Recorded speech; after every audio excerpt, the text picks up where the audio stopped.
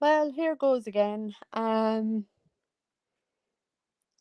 Practice, practice, practice makes perfect, so they say. So I'm going to keep on trying to keep on going. Um, Plans for today had changed. We'd absolutely fabulous weather for the last week here in Ireland. So I had planned on going over to the river and recording um the river and doing a little bit of gentle talk and maybe a small um visualization meditation with you. But it being Ireland, of course, it's raining like cats and dogs today. So that's my plan gone out the window. Um, and I actually don't know when the next plan will be planned for. Considering when we start raining over here, we kind of forget to stop, kind of thing. It just keeps going on. Um, have I anything else to say? Not really.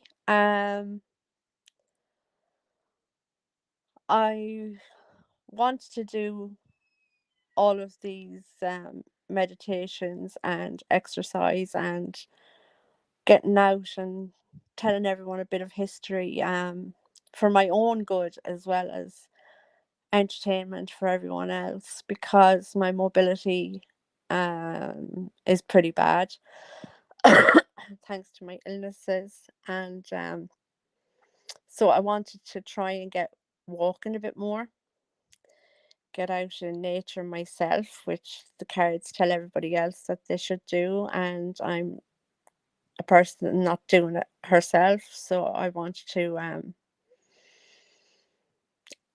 uh have a reason to go outside and high cement shoes, have a reason to go outside and exercise and get my health back in um get my health back in order.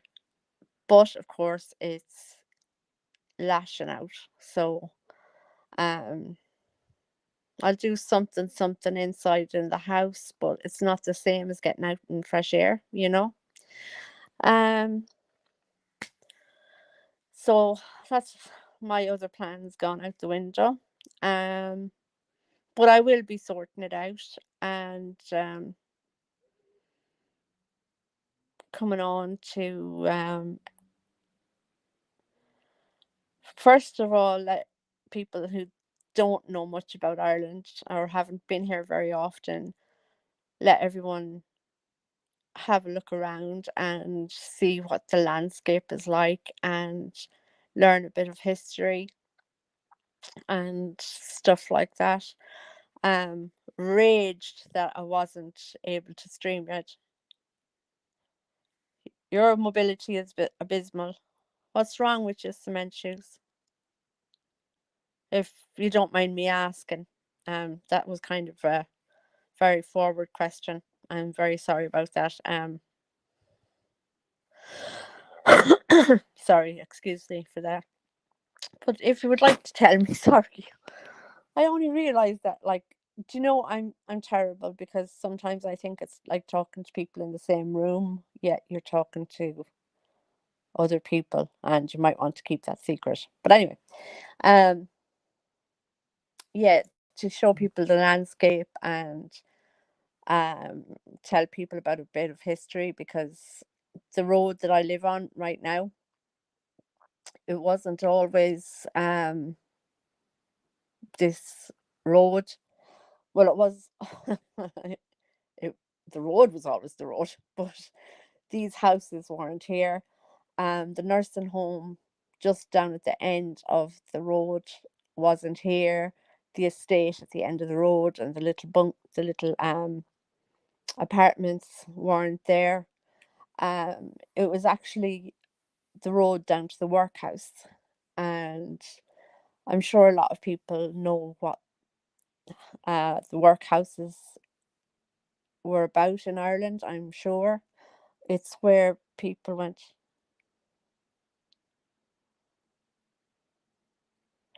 That's true. Yeah, you did bring it up, but I didn't have to be rude either. Bad arthritis, same. I've the same rheumatoid from my illnesses. Um, yeah, the workhouse was at the end of this road, and it was for um I won't say poor people, but people that didn't have an awful lot and weren't homed. I think that's really the way you'd put it. Um, they were put into the workhouse to live, and that's something I want to learn. I want to learn what they did down there, so it'll be educational for me as well as everybody else. But basically, my interpretation of it from what I know growing up here, it would have been people that were just housed there and helped along the way until they were rehomed, which there are still people um, living here in the town that would have been children at the time living in the workhouse. And anybody you would have asked about it, you know, they'll all say it was the best time they had, and everybody was, because it was the one same community, everybody was helping each other, and it was just the happiest time they had was when there were children living down in the workhouse. And I know the nuns used to bring down um, food as well. But there's a big, huge house that I'd love to go out to show you as well. It's out about a mile and a half out the road, and it's Colonel King Harmon was his name.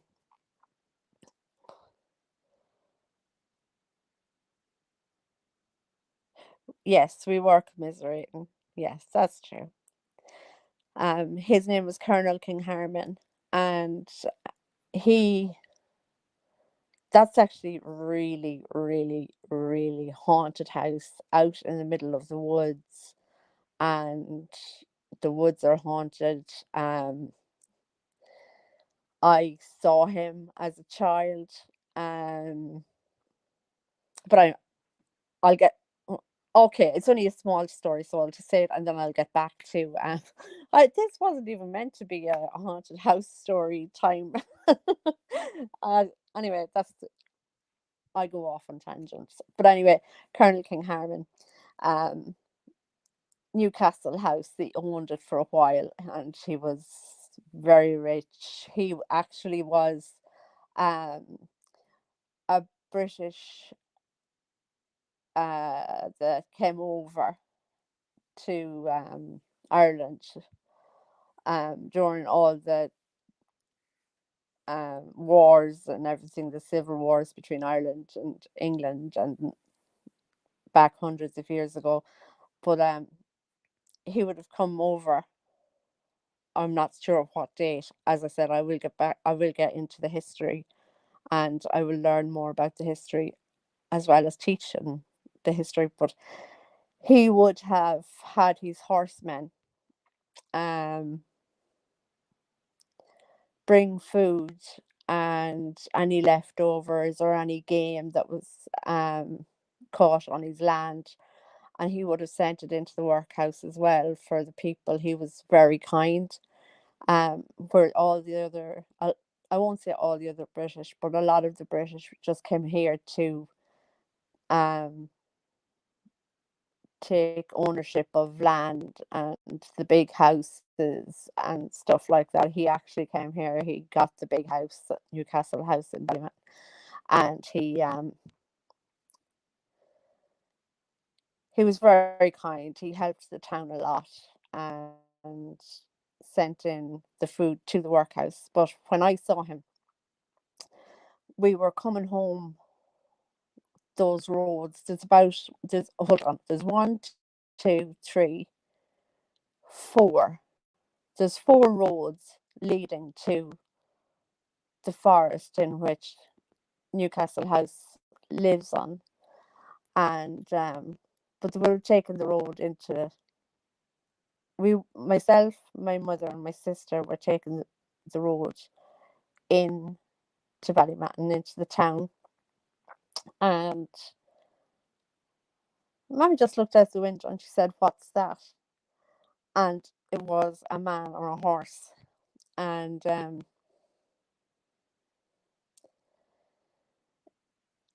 later that night I heard her saying that we had seen King Harman himself on the horse. I think she was trying not to scare me, but sure, I'd been seeing weird things for years before that anyway. Um, so yeah, we saw Colonel King Harman maybe 100 years after he had passed away, on his horse on one of the roads that led to the town from Newcastle House. Um, so he helped with the workhouse as well. Um,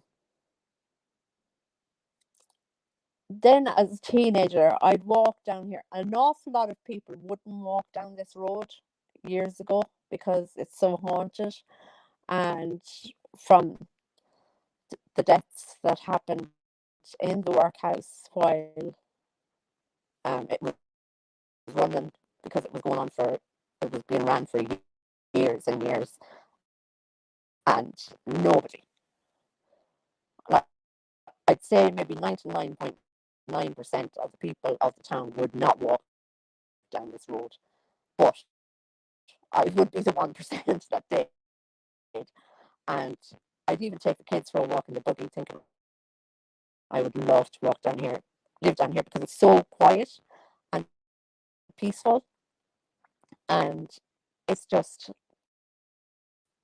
for me, a different atmosphere down here. It's more calm, more relaxed than everything else. Yeah, other people are terrified.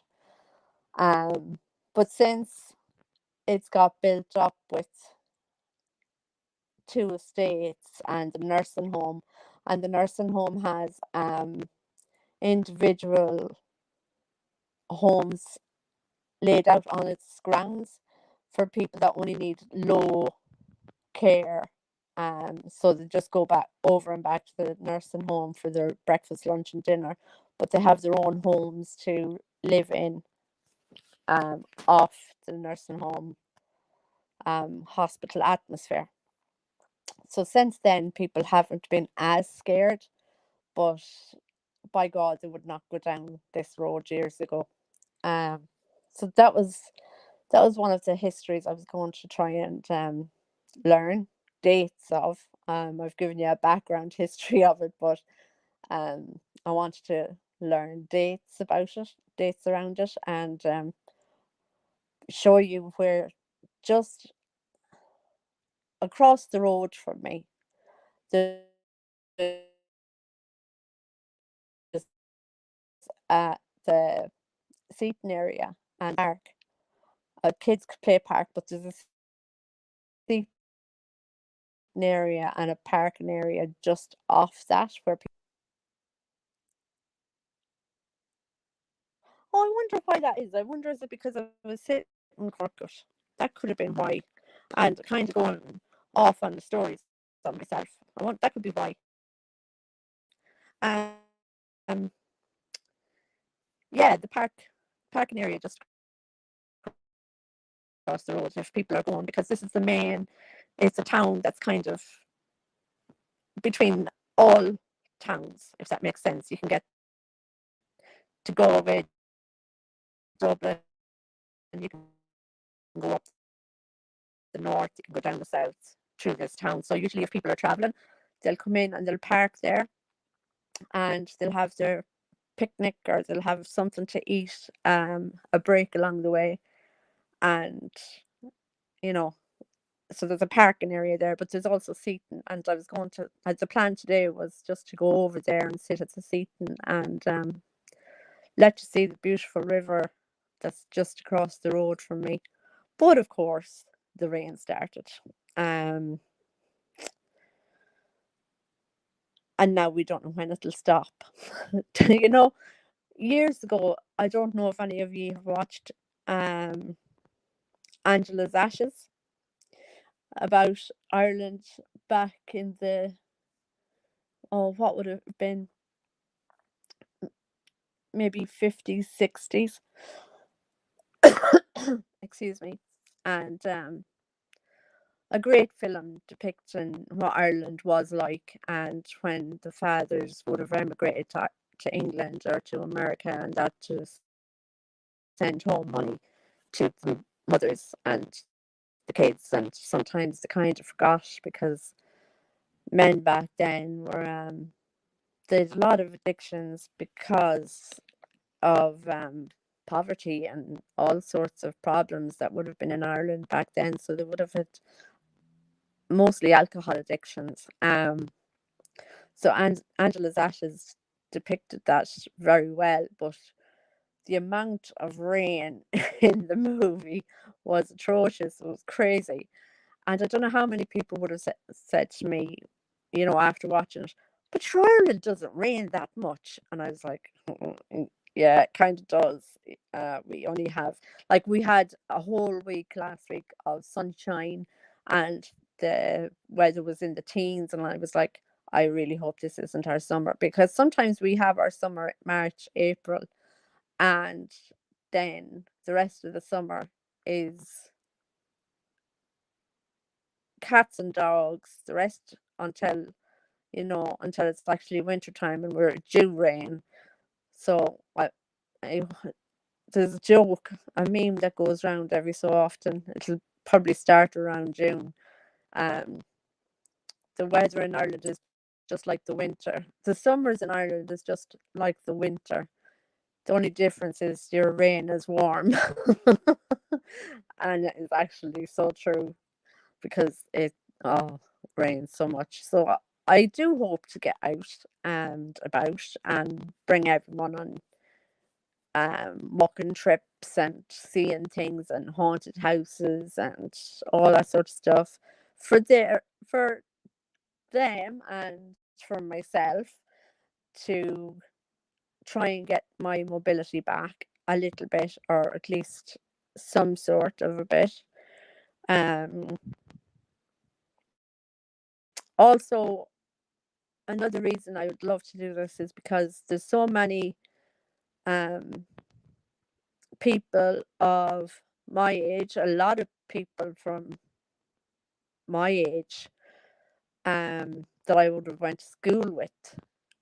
They live in New York, Boston, all sorts of places around Canada, Australia, England, and they haven't even been home since they left school.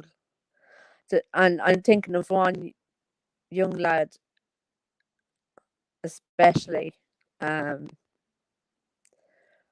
when he went, he hasn't come back. Um, his mum and dad go to visit him, all right, every year, or sometimes twice a year. But he hasn't come back. And I know if I could show people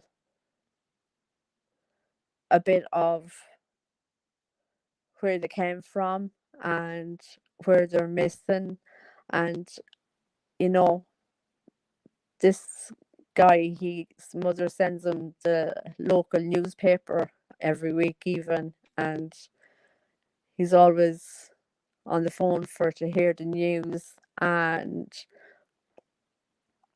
you know, people that immigrate and have to stay in the country because they can't come home, because if they go home they're left there, kind of thing. um I could only imagine how much they miss here.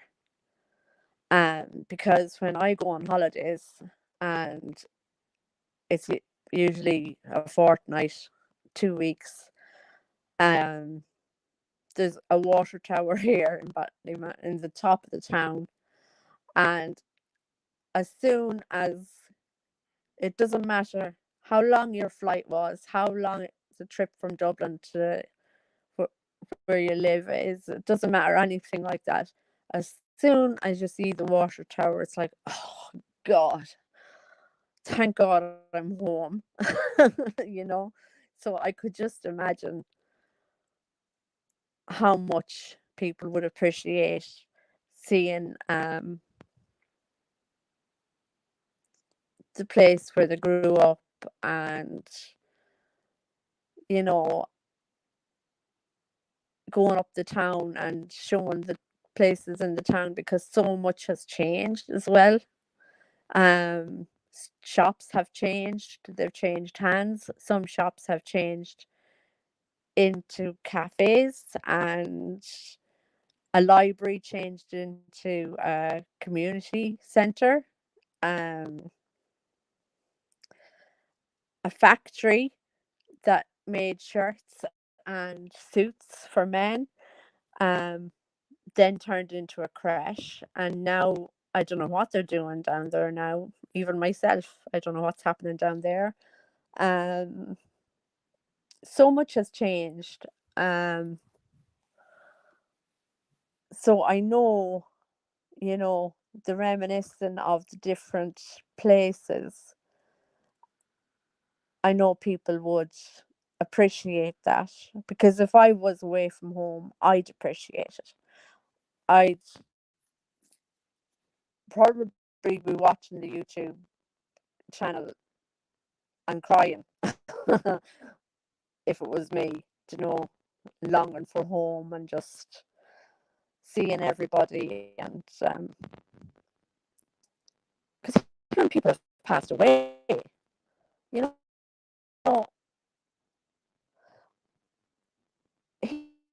here we have our kind of our I don't know what you'd call them. The old reliables.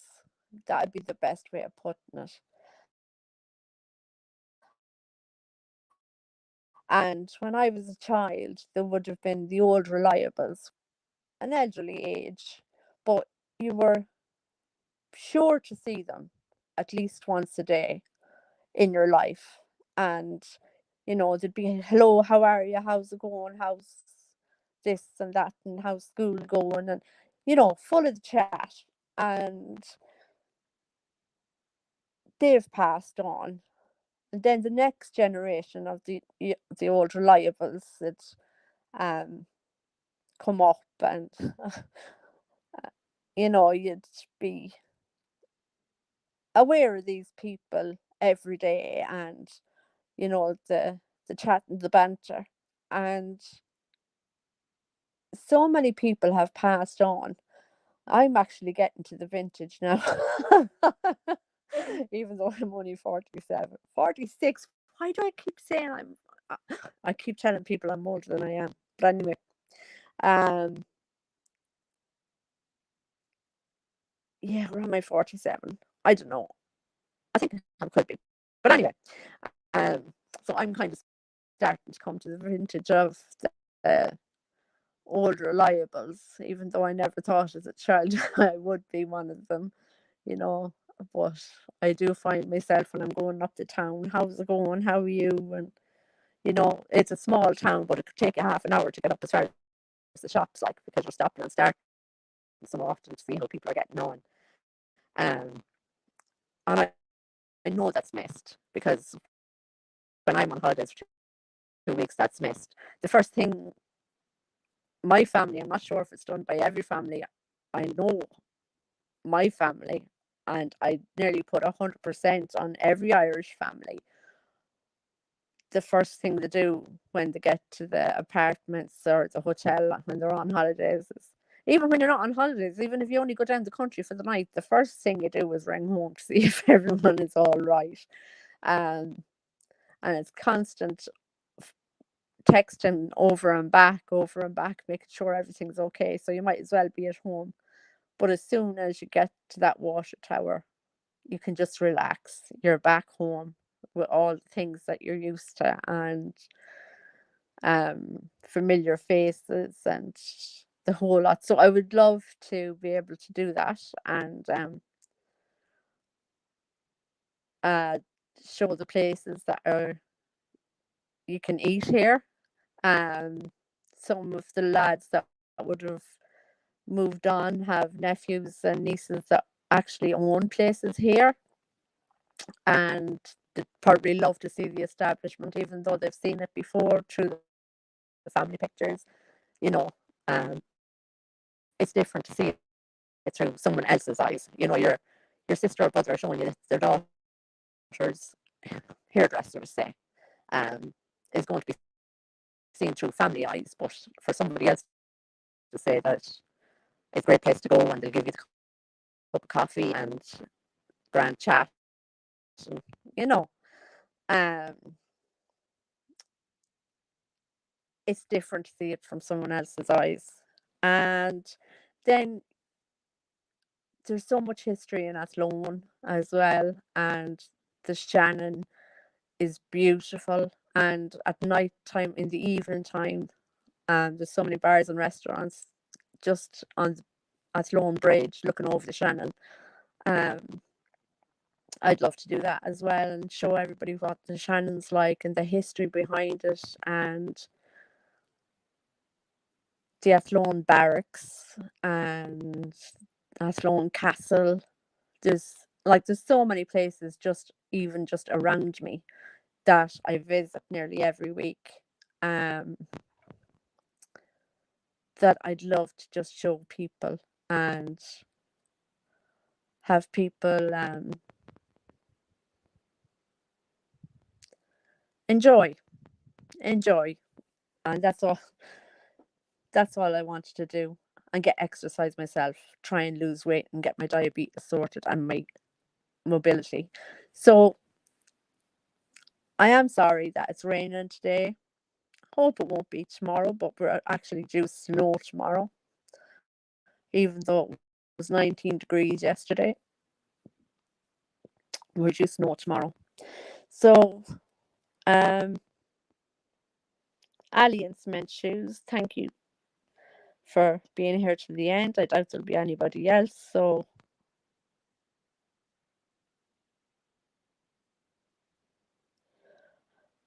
or that'll be watched any other time soon. Although I might take that bit out. So yeah, thanks for listening and thanks for being here. And I'll finish it. Bye.